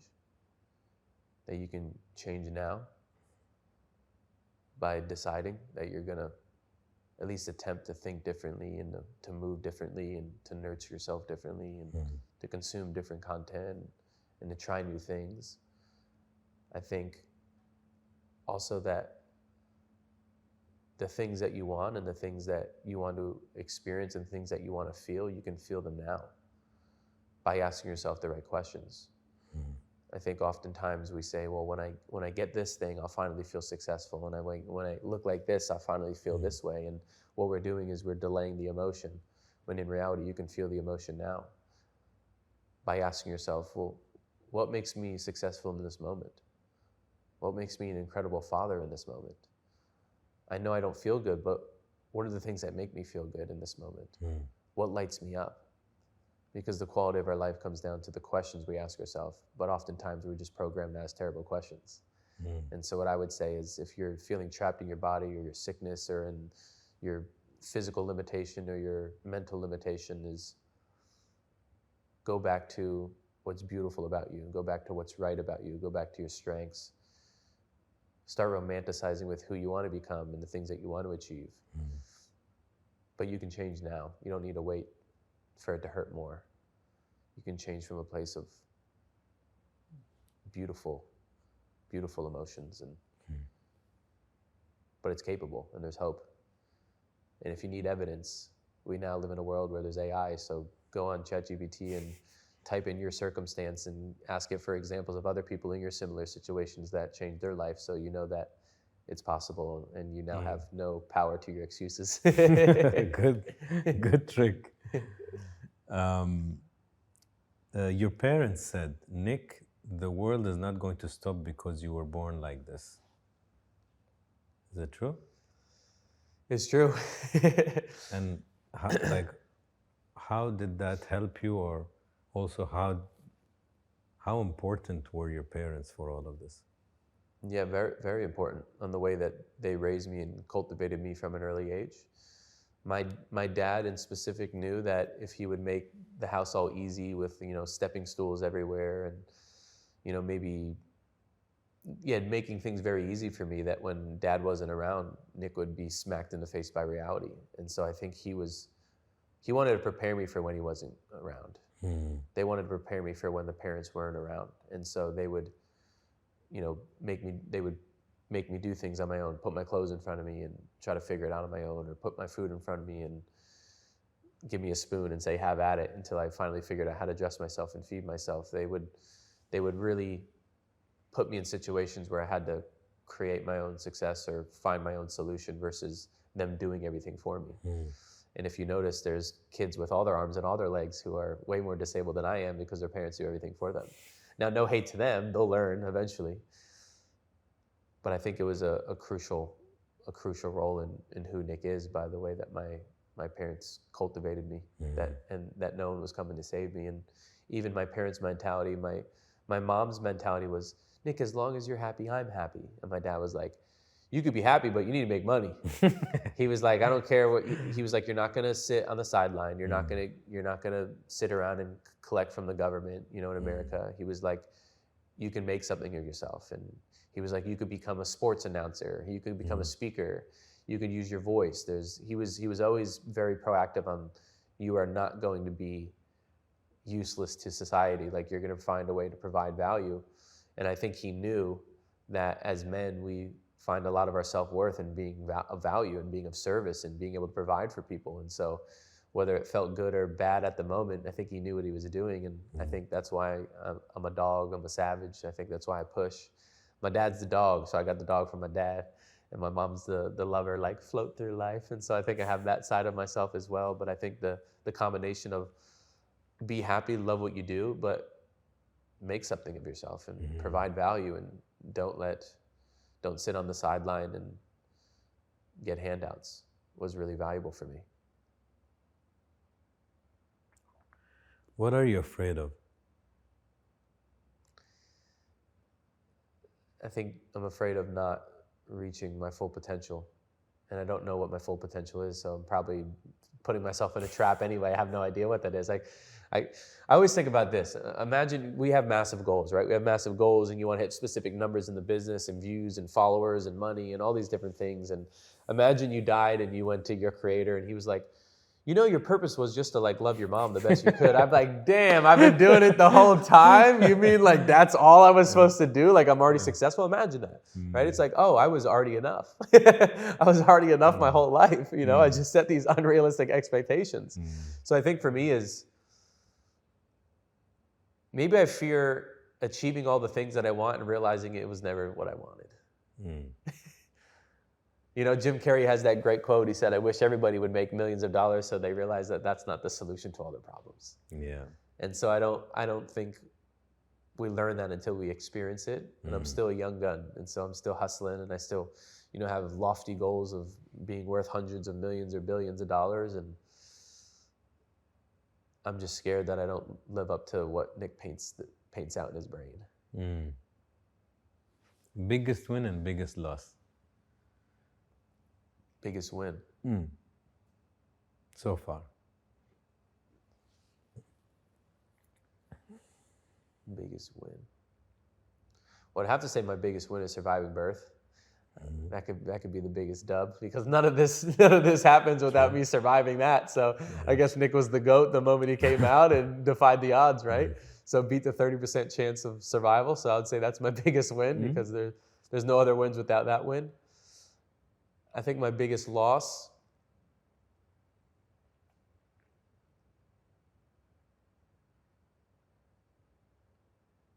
is probably losing my brother. I think my biggest loss was, losing my brother to a heroin overdose. And I think I won't really know what it's like to have a real deep, meaningful bond with a blood brother.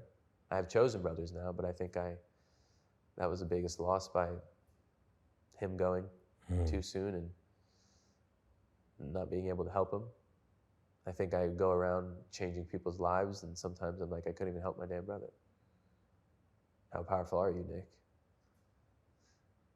I've tried to release the guilt and shame around that. But I think it would be really, really cool to show my brother what I've done, and for him to be employed as like security on my team, because he was scary. He was short, but he was scary and strong. And so I think I lost out on a lifetime of memories with a brother. Mm-hmm. So maybe the next one, maybe the next human experience. But I think that was one of my biggest losses. Mm. How old was he? I don't even know. I forget. Time is jaded for me with that. I think it like blocks out. I'm gonna have to literally ask my parents, and I'm gonna be vulnerable and say I have no idea. And it was during COVID. We didn't even get to bury him because of all the COVID restrictions, and it was So my brain goes blank, if I'm honest. Yeah, that's all I want from you. Yeah, it's a tough position to be in when we are able to help others, but not sometimes our own. But then is it our responsibility? Not really, but still you feel guilty because you're human. It's such a dilemma, you know? Yeah. Like you can't completely clear your name off it. But I don't know. Like there's, I guess, or we hope to see there's a wisdom to all of it, you know? Yeah. We don't know, I guess. We haven't been on the other side, so we don't know much. I don't know. We haven't been before or after, so we don't know anything. Yeah. We're just figuring it out. We just pretend we know what's going on. But yeah, I think for people like me who've lost someone or have gone through that, the best thing you could do is keep moving and honoring them with the gifts that you give to the world, and to smile and to be happy and to make the most of this fragile human experience. I think oftentimes we forget that we're going to die and we're going to expire one day, and we have this belief that we have time, like you know when you're going to go. It's like, oh yeah, I'll start writing that book like next year. It's like, how dare you? You think you have another year? You don't know you have another year. And so I think the wisdom that I took from the death as well was like, wow, life is fragile. And I think about death a lot, and I think it brings me a sense of urgency, and it pushes me to execute on ideas and downloads that I get, because I know they have a shelf life, and the ideas and the inspiration will die too. And so everything dies, everything expires. And also, it's very interesting, I wonder if you go through this as well with this whole term of like legacy. It's like, is anyone going to remember me after 50 years anyway? No. Like, what really matters? It's what we do now, and to enjoy it, and just think we don't do things, and we don't create things, and we don't express ourselves in specific ways because of other humans that are going to die too, and no one really cares about you as much as you think they do. I know they don't. And I'm not upset about it. They have their lives, they have their priorities. Some people will shed a tear over us, and then in 2 days they're back to their life, and some people 2 weeks, and maximum a year. But you should want them to move on also.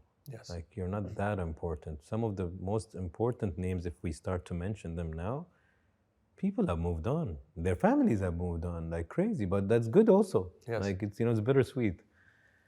And they're dead, so they probably don't know who's remembering them or not, you know. But legacy, I believe, is also into our kids. And if we leave behind, if people can have kids, it's one. You can adopt also. You can just leave good content online.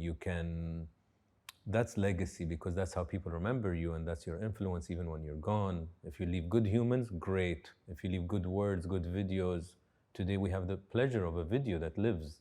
Sometimes when I look at like home videos, because I go back to like, we had like these big camcorders, and it's so like, I even think of video, like, can you imagine this item is capturing energy and moments of time? Like, I don't know how to explain it. It's capturing it, and you could watch it 20 years later and you would feel things, and it would research. Like it captured the moment. Like it's weird. It captured time. It captured time. Yeah. It's scary. Like even on a negative, like you could have a video of your family falling down because somebody passed away, and all of that turmoil and all of that emotions in that video, and you can watch it after 5 years and you'd break. So that it's frozen in that technology. Yeah. It's so strange. Immortalized. Yeah. It's strange. Like it's a strange concept. Yeah. You know, like it's on a cloud. Like Forever. it's weird. Whatever that means. You know? Forever. I have a weird one. What's your brother's name? Mike. Mike. If Mike was outside this room when you leave and you saw him, what would you tell Mike?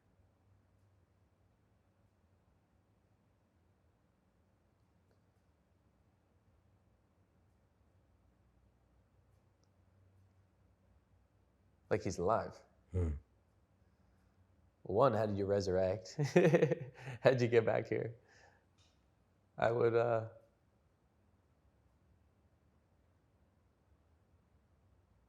I'd ask him what he needs.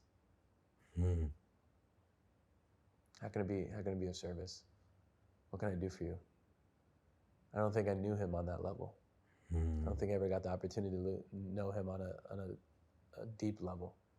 And so from a brother to a brother and a man to a man, I see you. And how can I, what's good? What's under it? What do we need to work through? Who do we need to fight? Who do we need to go to battle for? What do we need to do?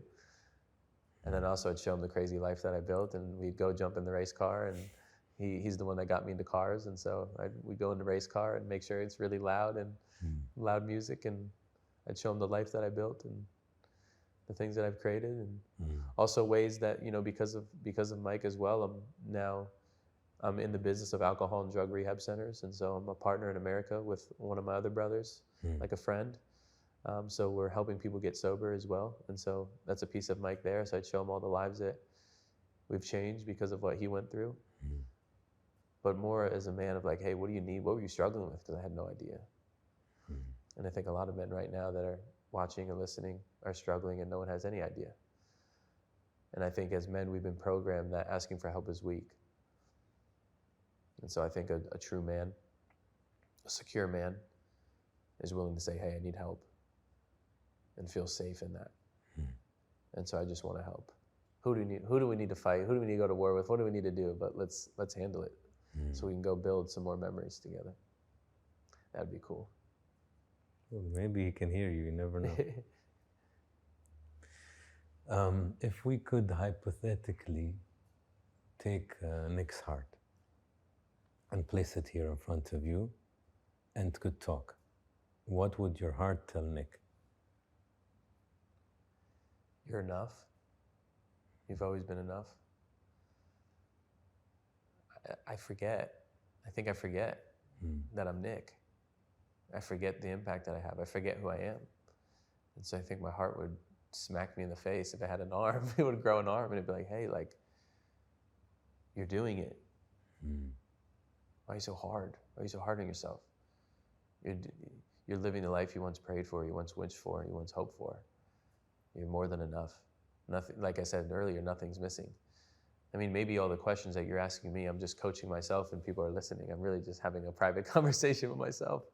But I think my heart would say, you're right where you need to be. You're more than enough. We've done so good. Keep going. And keep exercising me. The heart would say, keep using me. There's a form of intelligence in there. And the more that you can access me, the more that you can access your gifts. I think that the mind is great, but the heart is way more powerful than the mind. And I think the heart knows more than the mind does when you can access the heart. And so the heart would say, hey, let's keep exercising this big old muscle of me, because that's where the blessings and the gifts lie. That's where the greatest Nick is, in his heart. I want to make a footnote on, we talked about being a pleaser, and maybe we put it in a negative angle. However, I want to reiterate something that's so important as in a self-obsessed world we live in, like people mistake self-love for selfishness, right? Where would the world be if everybody just thought of themselves and didn't please a little? You know, I know we talked about the definition of love, and I think when I said love is selfless, okay, part of being selfless is pleasing your parents, pleasing somebody when you're not in the mood, or you don't want to upset them. I don't want to talk about pleasing as a negative only. Too much pleasing on the account of you, too much, okay, your self-love is going very low. But I think a bit we need it in this life, you know? Like you said to your brother, how can I be of service? That's selflessness. Yeah. Not how can we hang out tomorrow? Okay, that's you on him. Well, maybe he needs something before that. I wanted to highlight that for the listeners.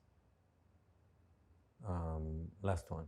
Yeah, I mean, but just think of how many beautiful inventions or things that were created because people created them for the people that they loved. And so, yeah, I agree. On the other side of things, it's a massive gift. You know, maybe the person who had a brother or a sister with a disability and they created some sort of technology. You know, I think there's a lot of magic in the world because people served outside themselves, and so I agree. There's both sides of people pleasing. It could be good, it could be bad. Just like fear. Yeah. Friend or foe. Yeah. Last one. Nick, in one word. First word that came to me was unicorn. I love that. So I'm going to say that. We'll keep that then. Thanks, man. Thank you, I appreciate it, man. Appreciate you. That's so lovely. And from a man to a man, to give you your flowers. Like I said, I meant that the gift that you are to the world, and for you to show up even when you don't want to show up, and for you to serve even when you don't want to serve, and the amount of lives that you've touched, you'll never know until, you know, maybe he does that scan when we go and he shows all the lives. But congratulations on everything that you built. I know it's not easy, and the platform that you give people in their stories is a blessing. And so I just want to honor you and give you your flowers, because most men only get their flowers when they die, and so I want to do it here and now in the present moment. Thank you, sir. I appreciate it so much. Appreciate you. Mutual.